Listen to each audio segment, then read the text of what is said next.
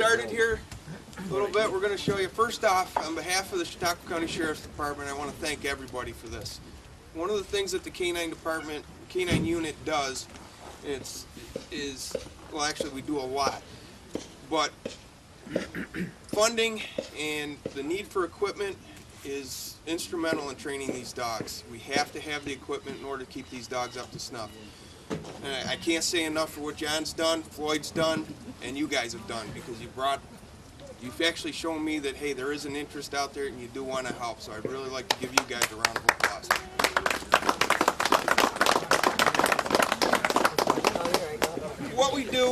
What we're going to do here today is we're going to give you a little bit of an insight into what the dogs can do. A lot of people see these dogs on TV and they think that all they are biting machines. That's not true. What we do with these dogs, our main job with these dogs is as a locating tool, and we're going to show you that. Secondly is a use of force tool, and we're going to show you that too. Our dogs cover the gamut. Scott and all the dogs in the county kind of work together. Scott's with JPD, obviously. I don't know if any of you know him, Scott Franzen. I'm Brian Burmaster, just if anybody hasn't met me today. Throughout the county we have, we got you, Dunkirk, the state police, and our department. And I think that equals up to about 6 dogs? Yeah. 6 dogs throughout the county. Now, the dogs are used in all kinds of different ways. Scott's got a drug dog and what they're called a dual-purpose dog, and he'll explain a little bit about that in a minute. But he's got what we call a dual-purpose dog. He's trained in patrol work and drugs, 2 specialties. Our department has, right now, 3 dogs that we utilize. We've got 2 black labs. One of them is my partner, and one of them is my other K-9 handler's partner who couldn't be here today. And I also carry a second dog, which you're going to see today. His name's Fallow. He's a German Shepherd. Now, we cover the gamut. We cover drugs. Fallow is going to be an explosives dog. We cover cadaver stuff. We do a lot. We try to have a dog for everything, and we use them quite a bit. We keep our program, the use of the dog is actually over the last few years has actually come up. I mean, it went from when I first started doing maybe about 80, 90 calls a year to well over 170 a year for these dogs. We're involved in searching vehicles, drug interdiction. We're involved in anytime there's an explosives call, a bomb threat, we take the dogs. Lost person, we take the dogs. Bad guy on the run, hold up. Both the dogs are instrumental on the SWAT teams. We try to have these dogs up and ready, but that takes money, that takes time, and it takes training. And in order to have a dog that's up and ready to go, we need to be able to fund that. And again, that's why you guys are here helping this out. Scott's dog, and I'm going to let him talk about it in a second here. He's going to show you a little bit about how the narcotics dogs work and how they train them a little bit. And then he's going to give you a demonstration on show you actually how the dogs work and where how they find things and how he tells them how to find them. So, Scott. Thank you, Brian. Again, my name is Scott Franzen with the Jamestown Police Department. We have the youngest K-9 program in the county. In 2006, I had the opportunity to go to the New York State Police School in Cooperstown, New York, where I completed 18 weeks of training and was given my partner, Kendall. He's a purebred German Shepherd. He just turned 5 years old this summer. And from that point, like Brian said, it's a lot of training. We train twice a month, and then every year I still go back to Cooperstown for a week of certification. And again, because of the training group, I primarily train with the state police in that group, but also Brian and Jim Carlson and the other dogs in the area, we can just fall back on and train with each other also. We have slightly different philosophies in our background, but overall we're still working to the common goal of locating whatever we're looking for. Like you said, my dog is a multi-purpose dog. He's a patrol and narcotics dog. When we're searching for narcotics, he's certified to find marijuana, methamphetamine, heroin, cocaine, and LSD, because that's had a comeback recently. And on the patrol work, he does building searches, tracking, obviously handler protection protects me and I protect him because we always work as a team. Even when we're doing a building search, everything is, we go together and we're inseparable. I joke with sometimes in demos that I probably spend more time with Kendall than I do my wife. And cause most of my shift is 7 at night to 3 in the morning. At some point there's probably a dog on it at some point. If somebody needs a call out, there's usually a dog working or we can be called from home. Our vehicles are all take-home vehicles, which most of the money came from grants and donations. So that way we're just set up when we can go. Just to touch on some of our equipment real briefly before I get them out. And again, most of the equipment initially was provided at training, and then anything else I need either comes from my pocket or the department's pocket to replace. Just different harnesses, because everything the dogs learn is based on fun and play. They don't look at it as work, but when they whether they're finding narcotics, they get to play with a reward. It's called a jute, and he gets to play. If he finds a bad guy, he gets to bite them and apprehend them, and that's fun and play for them. It's not stress, it's not work, and so it makes training easier because it's just all based on fun and play. But different things like this collar, unless we do it, we're going to let Brian take care of the bite demo.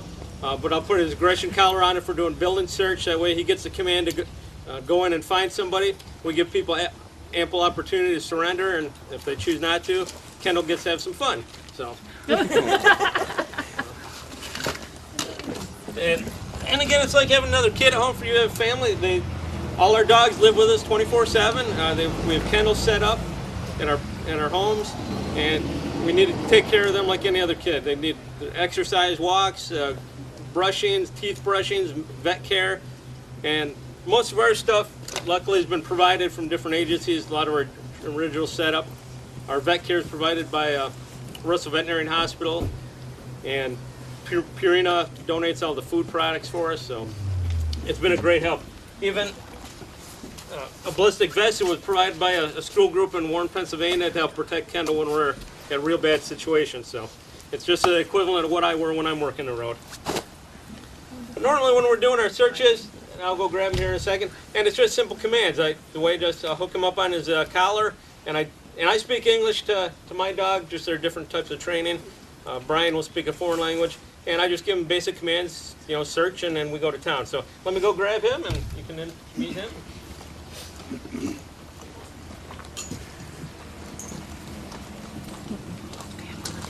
While he's getting them, I'll just explain a little bit about how you train a dog towards this and what we're looking for in the dogs. Anything that we do for the dogs revolves around his nose. But we also utilize what they got called their drives. Every dog has a drive.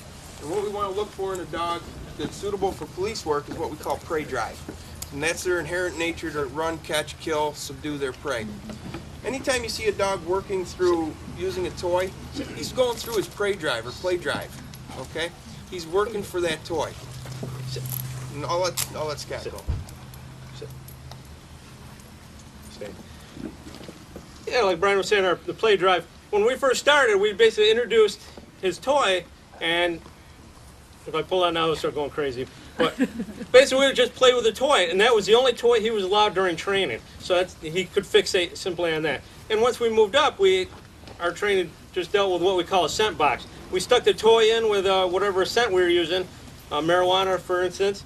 And at that point, the dog, as he played with the toy, got used to the scent and smell. So, and then as the training progressed, as he found that scent hidden somewhere, then he got his toy and got rewarded. So.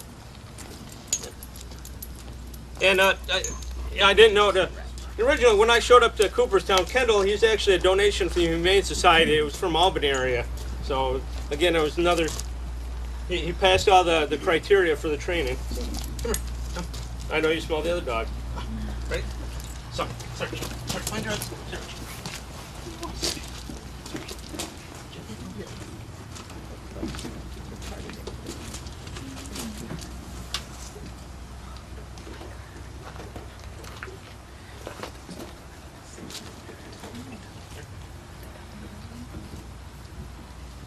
What he's doing is he's directing the dog. He's doing what we call an on-lead search, where he's helping him out. You work as a team with the dog.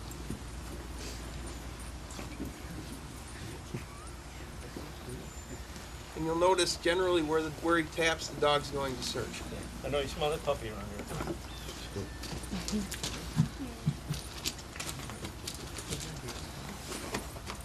Now, there's got to be a way for the dog to be able to tell the handler that he's got something. Now you're going to see, I'm not quite sure which alert he's got. Can't remember.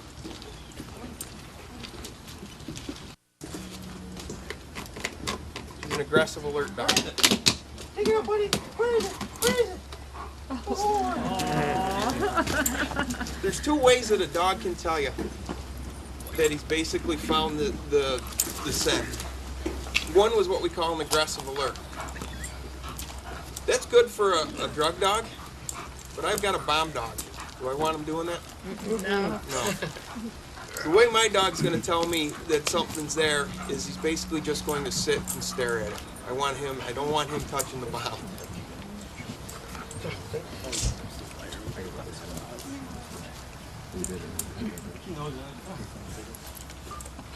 I know. I'll look around.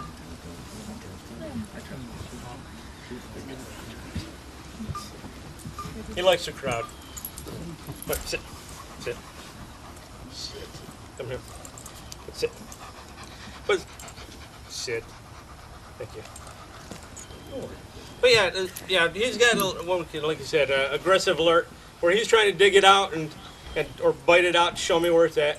But man, even when we go into court and have testify, alert is any change of behavior. So there are times when we're searching a car, he doesn't necessarily have to start digging up a seat to show me where it is. He just gives me this goofy look and says, hey, I smell it, it's right over here.